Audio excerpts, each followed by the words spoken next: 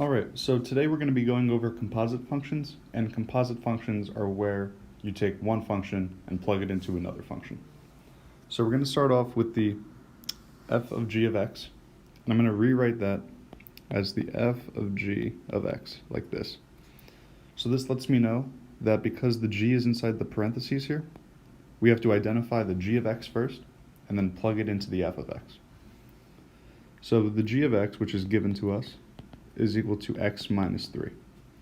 So this value here, I'm going to plug into my f of x function.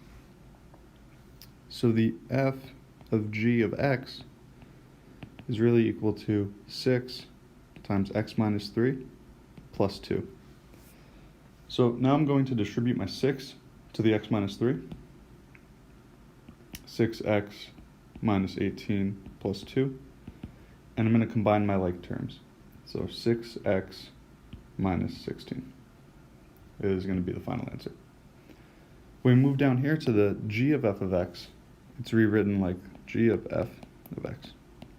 So now we're taking our f function and plugging it into the g function. So the order matters here. So the f of x is equal to 6x plus 2. And now this I will be plugging into my g of x function.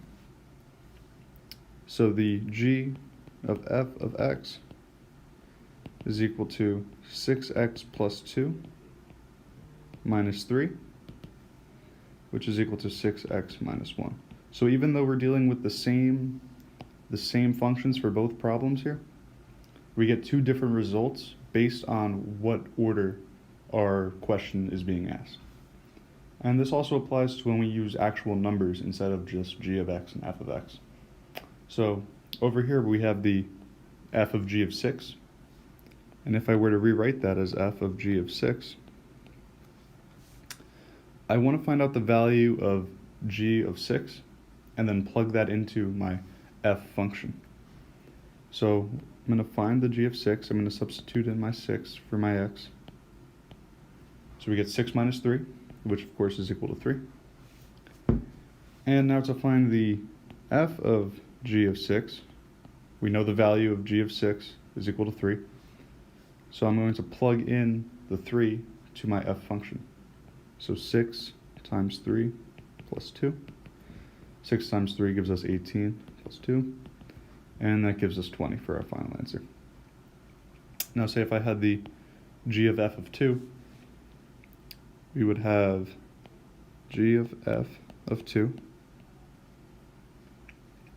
And now I want to find the value of the f of 2 and then plug that into the g function.